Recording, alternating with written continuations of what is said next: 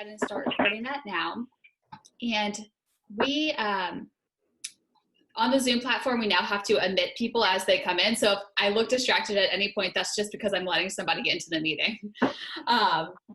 All right, so Summerfield Custom Wellness has offices in the Wilmington area. We also have offices in Raleigh, and we also do telehealth, so we can see people from virtually anywhere, which is fantastic right now due to the pandemic. If at any time you guys have any questions, you are welcome to come off mute and ask them. You can also put them in the chat function, and I'll save a few minutes at the end of the presentation for us to go over any questions that we have as well. All right.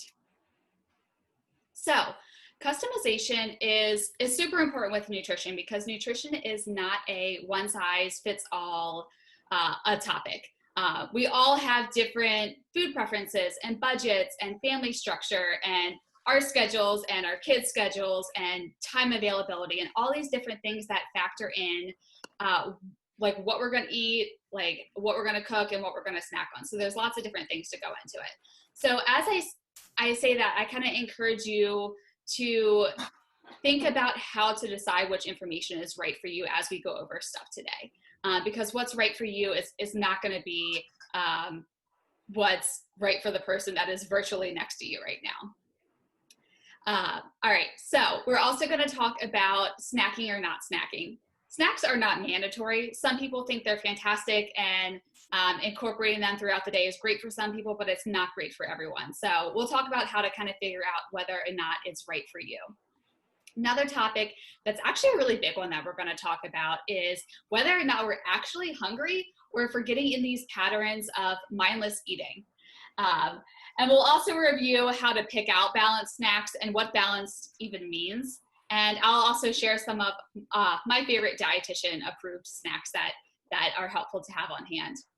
And then lastly, we'll wrap up with a little bit about our company and our services and some other free presentations that we offer in case you are interested in finding out a little bit more about nutrition.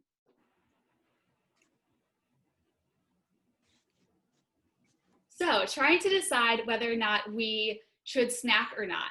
People have different meal patterns, and you know, I was saying earlier that things work out differently for different people for different reasons.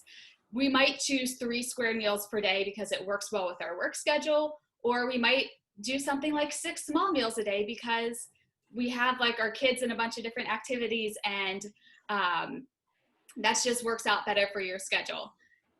I would say the biggest thing to try to figure out is what aligns with your hunger and your fullness cues and what makes you feel good. A lot of times we've heard that, you know, 6 square meals per day is something that's great because it helps rev our metabolism and keep our stomach not too full at once, so it's not always continuously processing food. And while some of that could be true, some people also might like six smaller meals per day if they are having digestive issues, and if like too much food in your stomach at once starts causing pain. That's when we can kind of spread it out a little bit more and see if that feels a little bit better. People with diabetes or blood sugar issues tend to do a little bit better with the 6 small meals per day. And then we have some other people who do better with having meals and snacks. And with that, the question I would kind of ask yourself is like, are you feeling completely satisfied for at least 2 hours after your meal? And if you're not, 2 kind of things to look at there. One could be that we need to start having better meals that like fill you up for a longer period of time. Or it could be that you're the perfect person to incorporate snacks. So that would be something that would fit your body well. Another question to ask yourself is, are you a person that tends to wait too long in between a meal, like lunchtime and dinner, for example, and then dinner gets there and you're starving and you tend to overindulge at that point? And if that's something that you notice tends to happen, then you are the perfect person to try to start incorporating those snacks in between meals to prevent the overindulgence and the your body is not supposed to be like in pain or hungry at any time. So if you do notice that you tend to be hungry often, like it would be a good idea to add some snacks in.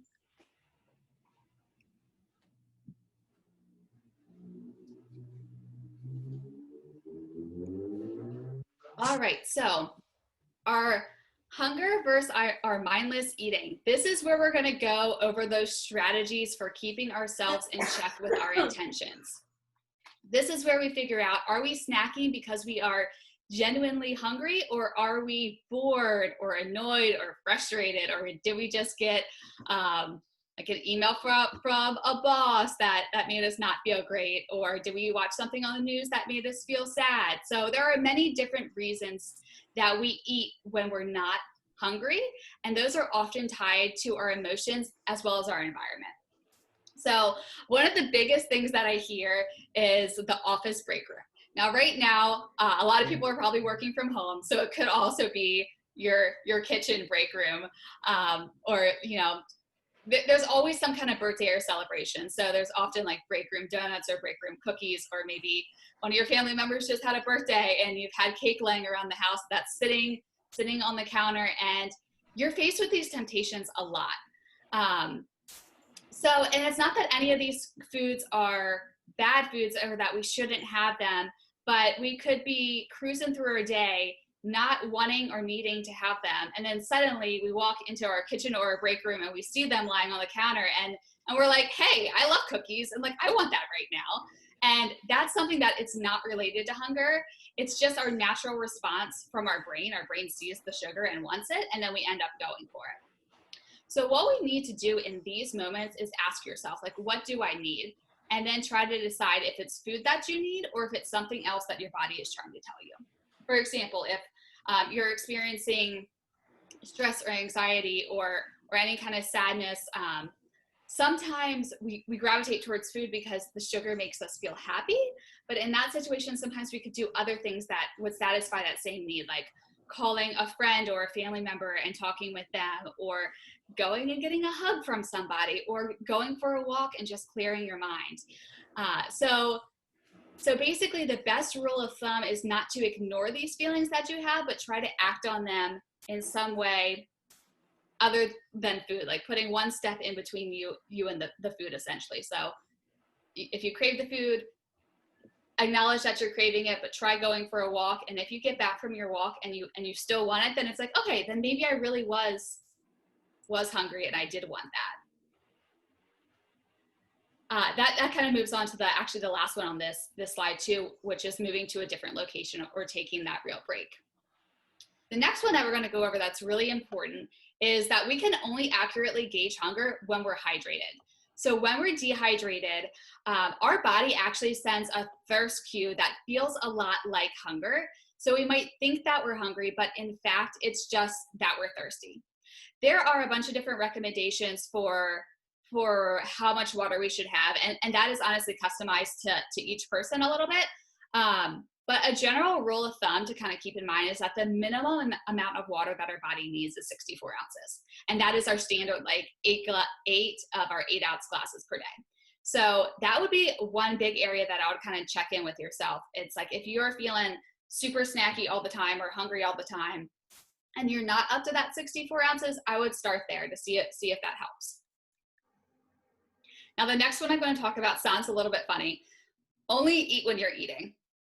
And what I mean by that is that our lives are so busy, and we have breakfast in the car, and we have lunch at our desk, or we have dinner in front of the TV, and we are basically conditioned to multitask. And that is great for some situations with productivity, maybe. But at the end of the day, your body is feeling like it didn't actually eat, because the whole time your eyes weren't focused on your food, and they were focused on driving or the TV or answering an email at the same time, or you're packing your kids' lunch when you're trying to like eat your own breakfast, or kind of whatever it is that you're multitasking. So basically, if we can get our eyes focused on our food, that can help to secrete digestive enzymes. It can also help your stomach and your brain make this connection that sends more fullness or hunger cues to your body. So I would say, as much as you can, it would help if during mealtime, if you could focus only on eating, so that your body has time to catch up, to kind of realize that we've had food already. And then obviously, once we think all through these things in the moment, it could take 5 seconds. It might take 5 minutes to kind of go through it. Am I hungry? Am I in an environment where I can focus just on my food? Have I had enough water? Say you go through all these things and you ultimately decide, yes, I'm hungry, I want a snack. Well, as a group of dietitians, we have our favorite dietitian approved snacks. We obviously want these snacks to be balanced. And so now I'll talk a little bit about what a balanced snack even means. So what it means is that we always kind of want to do this pairing where we have a healthy protein or a healthy fat paired with a starch or a carbohydrate. And the way I like to remember this is by saying no naked carbs, meaning we never want to have carbs by themselves, because carbs can actually spike your blood sugars, and what goes up has to come down. So when your blood sugar goes up, you have this big and fast crash later. And usually once your blood sugar starts to get a little bit low, that is when you have more cravings for more carbs. So it kind of gets into this cycle where it's like you have a carbohydrate snack, you feel good for like an hour, and then an hour later, you just want more carbs or more sugar. So, and it also makes you never really feel full. You constantly just kind of feel hungry. But if we pair that same carb with a healthy protein or fat, our body actually digests it differently so that we don't have that spike and fall. It's kind of more like a low and steady energy level. So for example, like we all know that fruits and vegetables are healthy foods and that we should have those all the time in our diets. And fruits are a super popular snack, and that's really awesome. But if we ate an apple by itself, that's where we could have that blood sugar spike and crash. I'm sure we've all like heard of, a popular snack that's the apple with peanut butter. So that's where this kind of comes in. If you had that same apple paired with peanut butter, you wouldn't have that blood sugar spike. Now, the big one is the pairing, but we do have a few bonus points where we can make our snacks even better. And what I mean by that is if we can get a variety of color in our diet, then that can help make sure our body gets enough nutrients. So our body's metabolism runs on nutrients, and nutrients are actually what give food their color. So for example, tomatoes are red, and carrots are orange, and both of those have a lot of vitamin A in them. And vitamin A is something that helps with our eyesight. And a lot of our green foods, so green like cucumbers or salads or green beans, things like that, those have a lot of our B vitamins in it. And B vitamins are something that give us a lot of energy and keep our metabolism going all day long. Obviously, each different color of food has its own nutrients, which has its own health benefits and reasons why our body needs it. The good news is we don't have to remember what everything has and what it needs. The big thing to remember is if we eat the rainbow, meaning we eat a good variety of red, orange, yellow, blues, greens, then we are covering all of our nutrient bases, and you are getting all the nutrients that you need to support your metabolism, essentially. And I'm a dietitian, and I don't even know every single food and every single nutrient that's in those foods. So that's where it really comes in with just go with the general rule of thumb of eating the rainbow. Our next bonus point for our snacks is going to be searching for something that's higher in fiber. And our fiber, what makes a food high fiber is looking for more than 5 grams of fiber. For women, we need about 25 grams of fiber per day, and men need 38 grams of fiber. Our national average for what the average American consumes in terms of fiber is 13 grams. Yeah. So we're already pretty far off from what our needs are. So our snacks are a great time to try to utilize the opportunity to get fiber in. The next bonus points for your snack is going to be trying to find something lower in sugar or carbs. And throughout this slide, I've said starch, I've said carb, and I've said sugar a few different times. And those are kind of all interchangeable words. So they basically all mean the same thing. But for our sugar or our carbs, we are looking for it to be less than it just keeps absorbing 15 grams. Because if it's more than 15 grams, sometimes that can spike your blood sugars. And then that's when we have that crash later and another craving. Alrighty. So of course, because I'm a dietitian, I have my healthy snacks that I like. If you wanted to get this list of healthy snacks, if you wanted to privately chat me, my name is Megan McNamara, and type your email address in, I would be happy to email it to you after this presentation. So as you can see with this snack list, our first snack on here is a half cup of tuna or chicken salad with 7 Triscuits. So this is where it comes in with pairing, where if we had just the Triscuits by itself, it would spike our blood sugars. But if we put that protein with it, that won't happen. So the tuna is our protein and the Triscuits are our starch or carbohydrate. The next one, we have some guacamole, which is our healthy fat, and we're pairing that with tortilla chips, which is our carb. And then another like really popular one, another popular snack in general, is to do the piece of fruit, which I was talking about on the last slide. And something that pairs really well with fruit tends to be nuts. And you can get like pistachios or cashews or almonds, peanuts, whatever your favorite nuts are, that works for these purposes.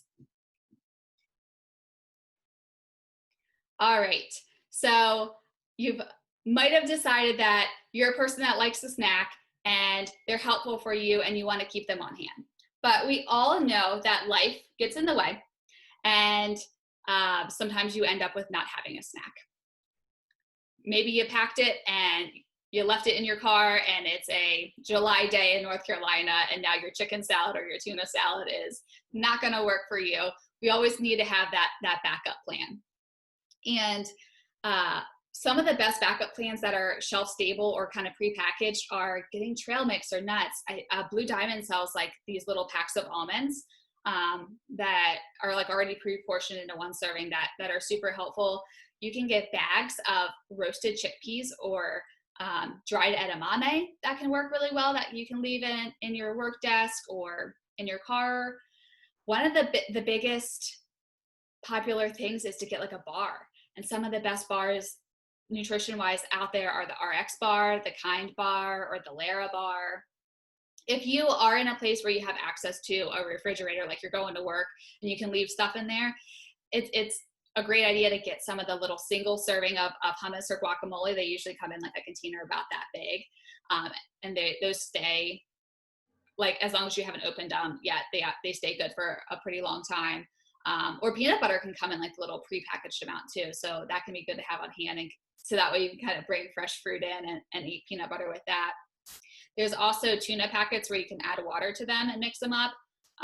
And those are some good snacks as well. So one thing I kind of do like to add is thinking about like, if your snacks are, if your backup plan snacks and your regular snacks are the same, then you don't necessarily have a backup plan, because like if your Lara bar is your plan snack, there might be a situation where you're at work and you reach into your desk and you realize that like you've ran out of Lara bars at that point, and now it's like you no longer have your backup. So it could also, if you wanted to kind of keep the same snacks like that, it would be good to have a system in place so that when your snacks run low, you know when you should buy more, so you're not stuck without any unhealthy options or getting in a situation where you ended up just skipping your snack and it's now like 4 o'clock and you're starving and you have 2 more hours to go until dinner.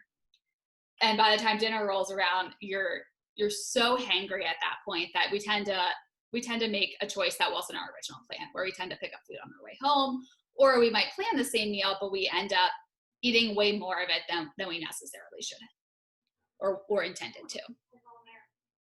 So hopefully through this talk that has given you some ideas that you can take one of these ideas or strategies and put it into practice. If you've enjoyed this presentation, we do have a free monthly wellness series that we open up to our community.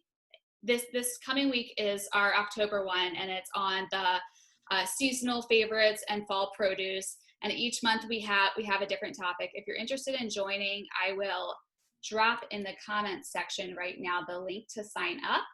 And another great way to kind of keep up to date with what we have going on is liking our Facebook page, because we end up keeping a lot of information there as well.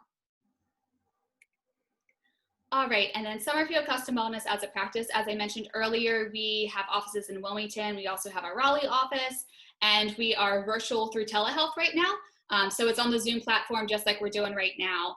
And we help patients with really anything nutrition related, from weight loss, chronic disease management, people with autoimmune diseases or diabetes or kidney disease. We see a lot of patients that have food allergies.